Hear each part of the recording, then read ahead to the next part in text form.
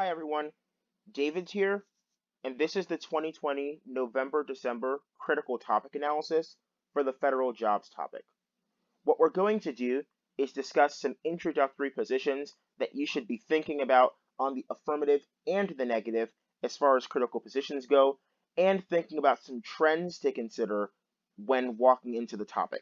It's important to know that this is a starting point for how research operates for critical affirmatives and negatives, and having that inside understanding will make it a lot easier both to be affirmative or negative on the K and to debate against it.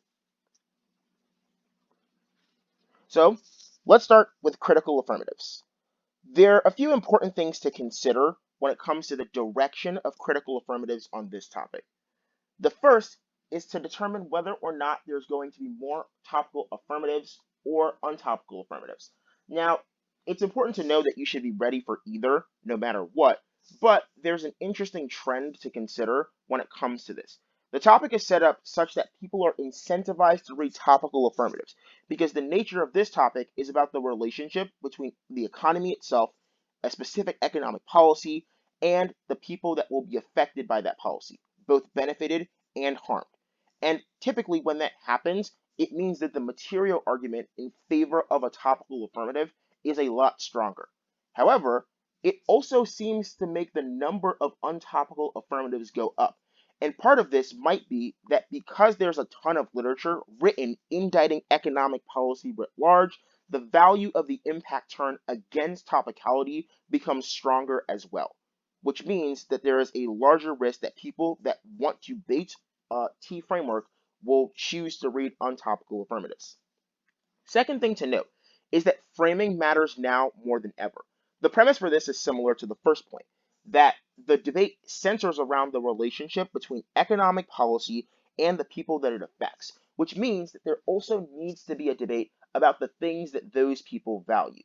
Therefore, debates will be won or lost based on determining what is important and what the scope or threshold of AF solvency is. Now, the biggest challenge for critical affirmatives will also lie in that solvency question, which is how can they overcome uniqueness in terms of the structure that they claim controls violence as it relates to their solvency claim. Example, if somebody makes a claim that capitalism is the root cause of violence and is what produces it, the burden on them should not just be to oppose capitalism.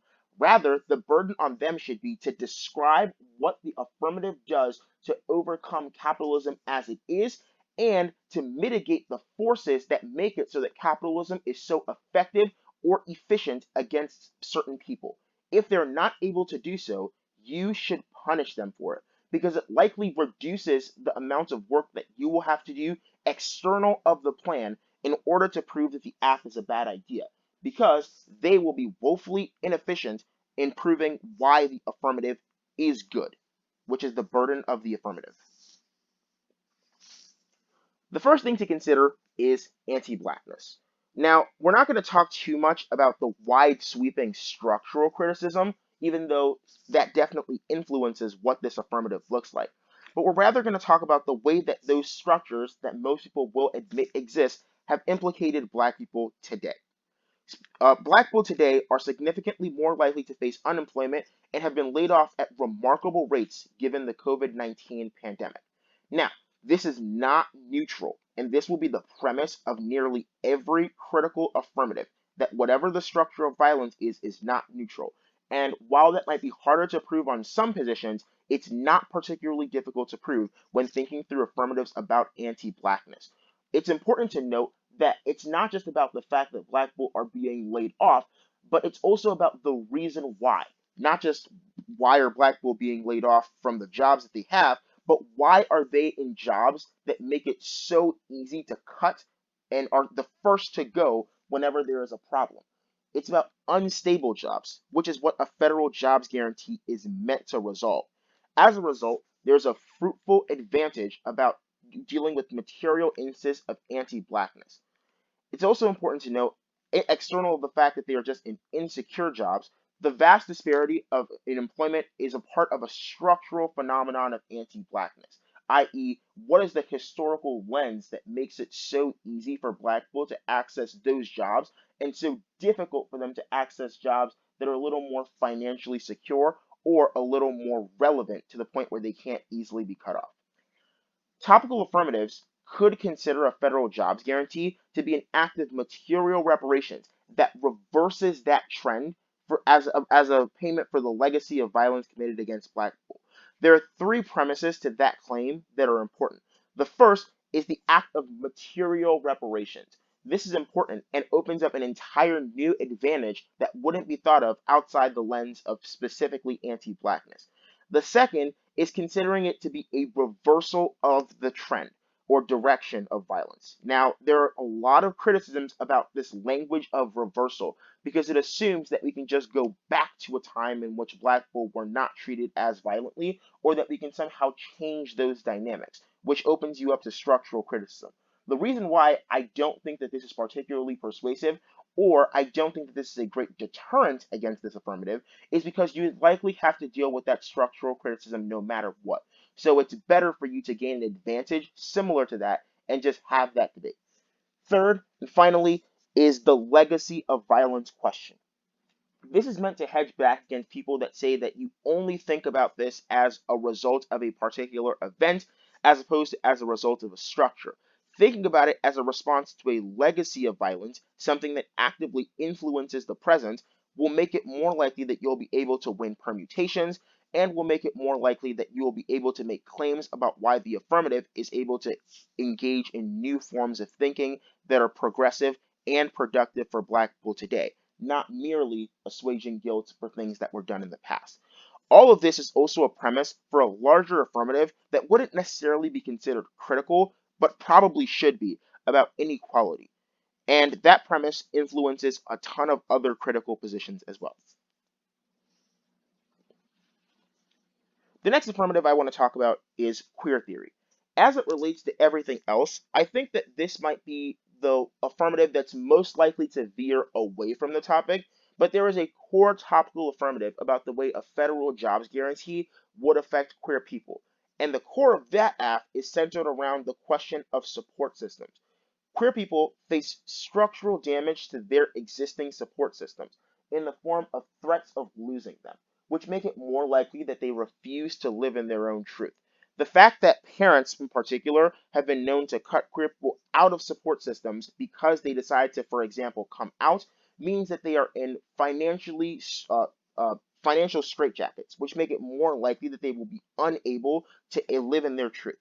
This literature base will be dependent upon the value of financial independence for queer bodies in and out of spaces. Now, what do I mean when I say in and out of spaces? This one just relates to the world itself, i.e., what they do in like the workplace, but it also relates to particular spaces that are designated or deemed as queer, such as the ballroom.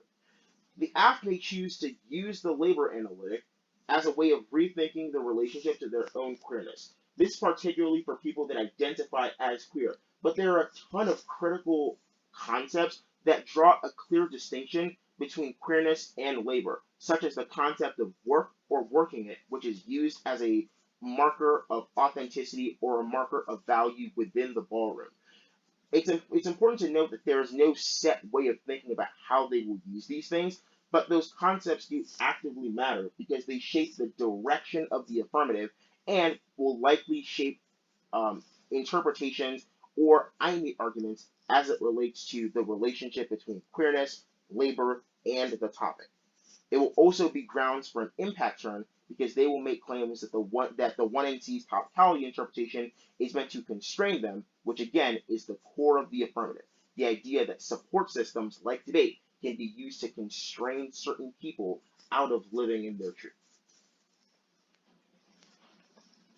The next affirmative I want to talk about is probably the affirmative that's most intrinsic to the core of the topic as far as critical affirmatives go, and that's CAP. Now, this affirmative centers around income inequality as a structural component of capitalism, not merely a flaw in the system. Capitalism is built on a fundamental premise that the goal is to increase profit and decrease cost. This This means that capitalism also requires that there must be winners and losers in order for the system to operate effectively. The problem with this is that it engenders a paradigm of economic sacrifice that keeps the poor poor and keeps the rich rich, actively producing a divide that makes it impossible for certain people to survive, let alone thrive. The federal jobs guarantee in this affirmative would be seen as both a material change to our economic system, i.e., at least equalizing the lens of survival for all parties involved, and an ideological transition as the first shot fired in a larger war against poverty as opposed to a war against poor people. There's also a version of this affirmative centered around capitalism being good or redeemable. But faith in capitalism requires public perception that capitalism will work for them, which means that if affirmatives don't want to debate cap good, they could also change the direction of this in order to say that the affirmative restores faith in capitalism as well as produces a material change to the violence that capitalism produces. This is one of those few topics where there's not a clear cut decision as to whether or not cap is good or bad. You can make claims for both on the affirmative and technically claims for both on the negative. Although the cap bad argument just makes a lot more sense on the negative than cap good, unless the affirmative initiates a cap good debate.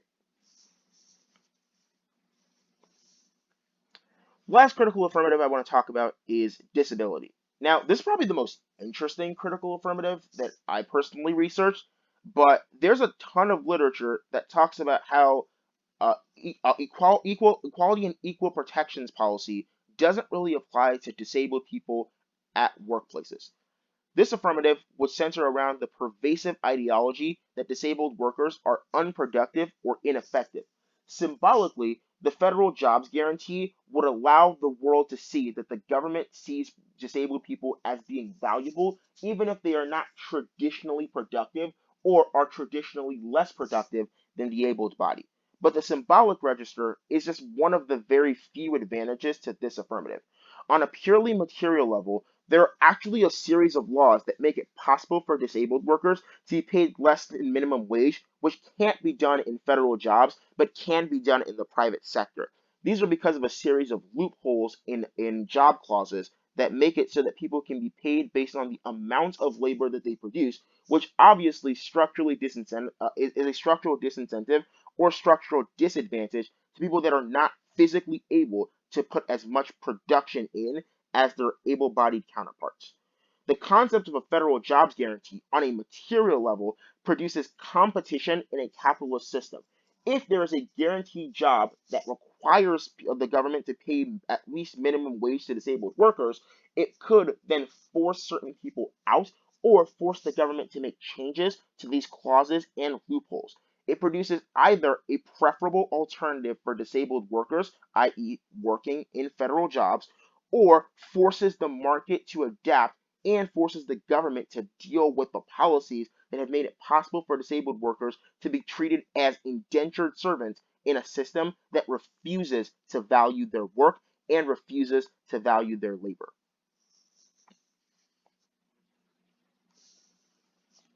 The next thing I want to talk about is critiques on the negative. Now, there are a ton of them, but we're only going to talk about 5 that I think are relatively strong on this topic. But first, let's do another focus on the inside scoop. Now, on the negative, radical versus reform debates will be massive on this topic. For the most part, negatives attempt to hold the ground in terms of radicality because they're not tied to a policy, right? They're not tied to defending anything, so they can always just out left the affirmative once they see it. But this is a pretty left leaning topic, and there is an ongoing debate about whether a federal jobs guarantee that requires the federal government to fundamentally change its paradigm towards labor is a radical action or not. And that means that there is both a debate about whether or not there is an arbitrary divide between radical and reform, or whether there is such a thing as radical reformism. If that's true, it means that this is also what people will stake the permutation debate on against the critique. So if you choose to read the critique, you should be ready for that debate. for people to shift grounds and say that the 1AC is not just reformist, but it is also fundamentally radical in the way that it rethinks the world and the way that it rethinks economics. Second, refinement of execution matters a lot when debating the critique because the question of materiality leans aft on this question, which means that it's more likely that it's going to be a hump to overcome when you're reading the critique on the negative. Now, this is a function of every single topic, but it's a lot easier for people to empathize with the idea that providing a federal jobs guarantee, something that produces access to money and produces access to basic living standards, is necessary and can't just be written off with a structural criticism. It was incredible to see how many critiques just lost on the question of this is not practical when debating against things like the minimum wage, or sorry, the living wage and the UBI.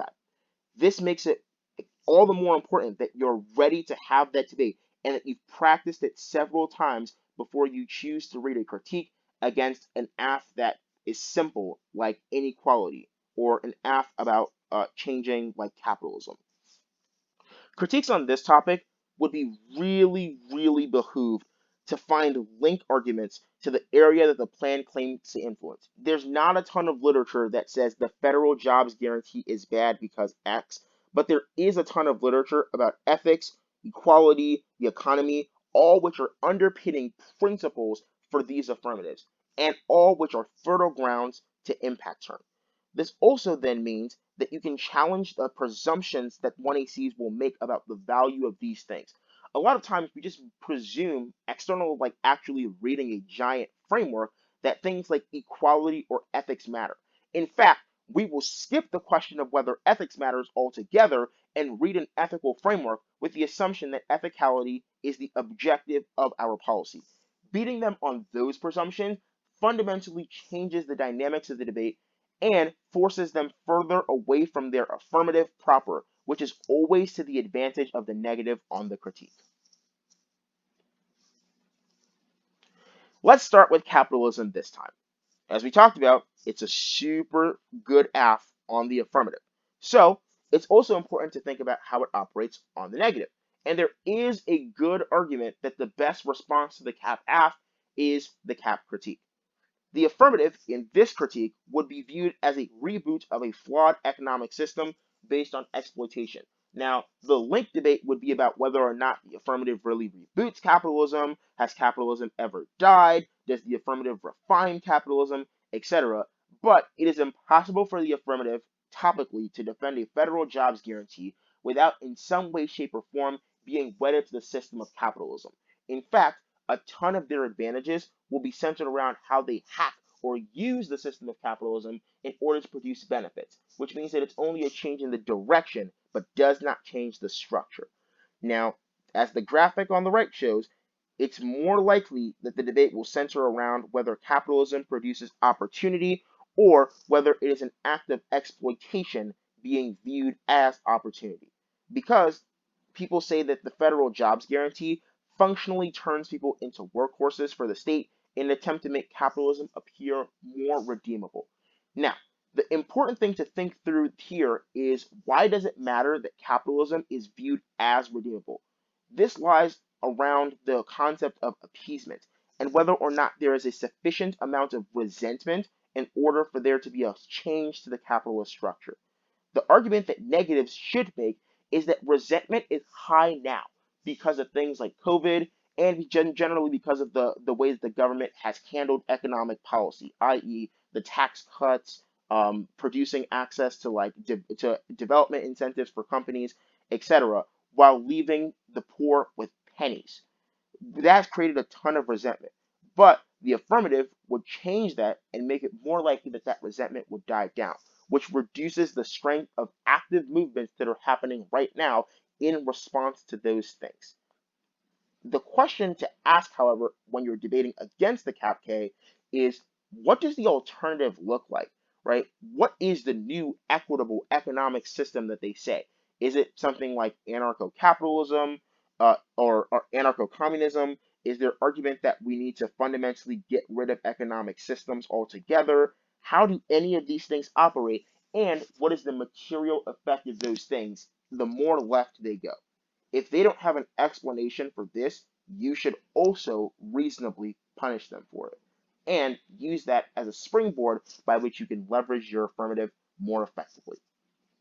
I don't think cap debates should too much be centered around ideology on this question because they're likely going to cede that debate anyway and just say that their ideology is good, which will force you to debate the material effects of the plan anyway.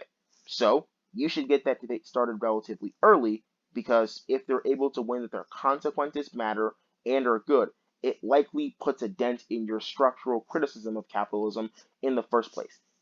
Affirmatives are also likely to say that they will not defend capitalism on the whole, but will rather just defend this particular policy. Be ready to have all of those debates if you choose to read the CapK. It's very, very good, but because it is, everyone will think about it when thinking about how to construct their affirmatives and thinking about what their blocks look like. The next affirmative I want to talk about is Baudrillard. So I think that this is one of those negative critiques that's strange to people but appears on every topic. This is one of those times where it shouldn't be strange.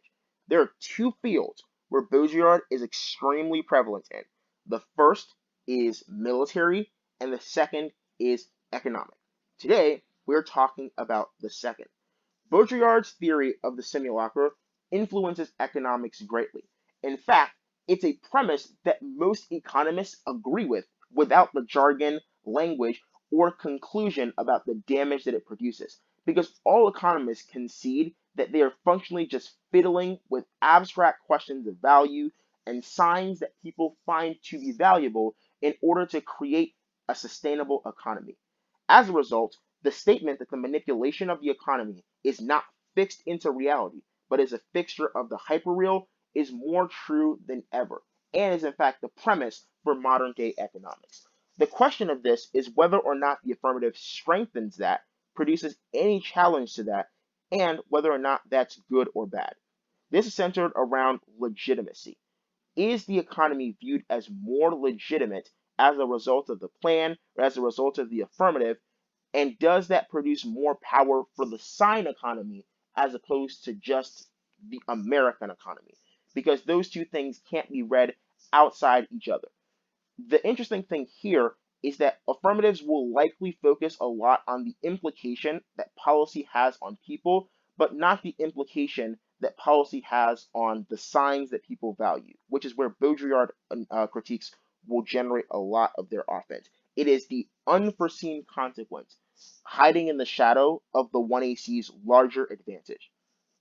The key thing here is that this is also viewed in the context of capitalism, but more in the context of fourth order capitalism or postmodern capitalism. The argument is that it makes it likely to mirror the violence of postmodern capitalism while at the same time hiding it, because we are always looking at the surface level image and not the proliferation of signs under it that make it more likely that violence will happen. This is the reason why so many people that have hope in the capitalist economic system end up failing, because they are told to value the next shift, the next economic policy that produces some hope for them. And that means that when the inevitable end comes, they will be left hanging.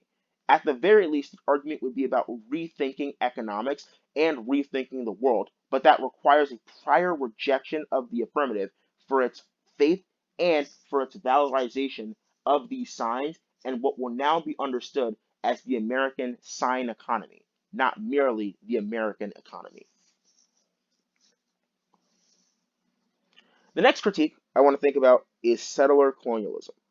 I want you to keep this term in mind when we start because it will become really important at the end. Harm reduction.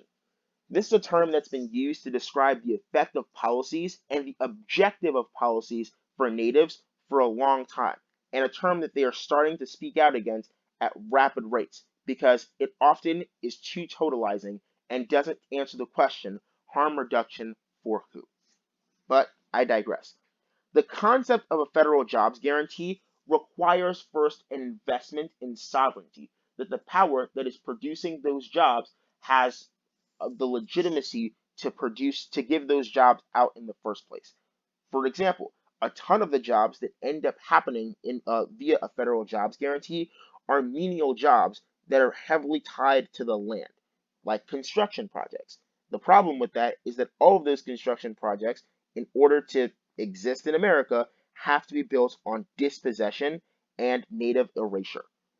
The terms of a federal job guarantee are often centered around equality, but that ignores the fact that the thing that makes those jobs legitimate, the thing that creates access to that equality, quote unquote, in the first place, is a commitment to genocide. So, how equal can our politics be if the root of them are about eliminating one population for the sake of others? Again, it's a sacrificial politic, but it is not a neutral one. It chooses to sacrifice particular bodies because they are deemed as less valuable or deemed as easily replaceable.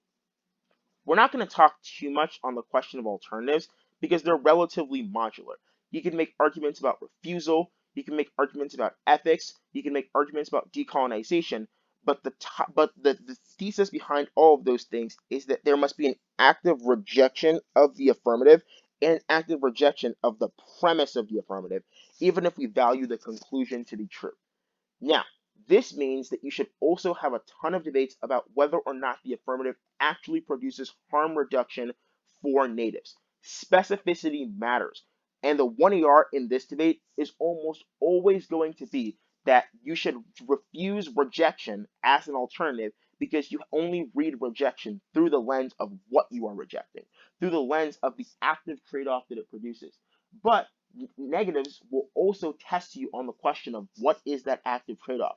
What does it mean for there to be a federal jobs guarantee that produces harm reduction when that harm reduction is built on native land and often is not seen for native people because they're sectioned off into reservations that don't get access to these things in the first place or don't get access to the large scale jobs that would be considered in the job guarantee. All of this is a valuable consideration and is the heart of the debate, which is what do you do for natives, not merely what do you do, period. Once you start thinking through that lens, you'll have a better interpretation of how settler colonialism debates should and probably will go down on this topic. That is a very, very interesting divide because there's often a large scale chasm between how debates should go down and how debates do go down. But it's pretty clear here that debates will be centered around the legitimacy of the federal jobs guarantee, not its implication, as it should be. The next critique to talk about is good old Afro-pessimism. Now, this critique would see the affirmative as a structural adjustment. This is also in line with what we talked about before when we talked about a reversal of our politics, changing the direction as it relates to anti-blackness. This structural adjustment would attempt to proactively put a bandage over the wound without treating the true problem of anti-blackness. The idea that we can somehow produce access to jobs in the first place or tell people that you now have access to the American economy is not sufficient when the entire American economy and its success is actively built on slavery and the Middle Passage. It attempts to fill a lack that is produced by that same process through the guarantee of a job, as if access to the national economy somehow is indicative of freedom. So, for example, you're telling me that there is a division in terms of natal alienation, the fact that black people have lost access to culture, but that you will give them the ability to work the descendants or the new iteration of the same plantations that they had to work on when they lost that freedom. That seems a little inconsistent to me as far as that being an act of progress for black people. And Afro pessimists will see it that way, that your material gains are just an act of appeasement in order to get rid of the criticism that America is still fundamentally built on anti blackness. While these things should not be considered tertiary, there will likely be a lot of introductions about the way that America is still producing violence against black people, particularly in 2020. This is one of those few times where I just think this year produces a ton of uniqueness for Afro pessimists generally, and I think that we're going to see that on this topic because there are going to be a ton of people that bite the bullet and say that the AF is a good idea for black people. This more than likely will justify systemic divestment, as the only appropriate response. Again, a refusal to engage those systems. I also want to talk about this in the context of the reparations argument. It's more likely that people will make some sort of spin about this being an act of deconstructing gaps in terms of wealth or access to the job market. The problem with this response that Afro-pessimists would draw is that it's not an act of reparations and it doesn't reduce anything. Producing access to jobs is compensation, and to conflate the two probably proves their argument that you view black labor as something that the state is just entitled to, and that somehow the state is making some sort of progressive move by suddenly giving people access to jobs that are well paying. This rhetorical trope, i.e., viewing the 1AC as being part and parcel of a larger problem based on the way that they think about black people, will be overused on this topic.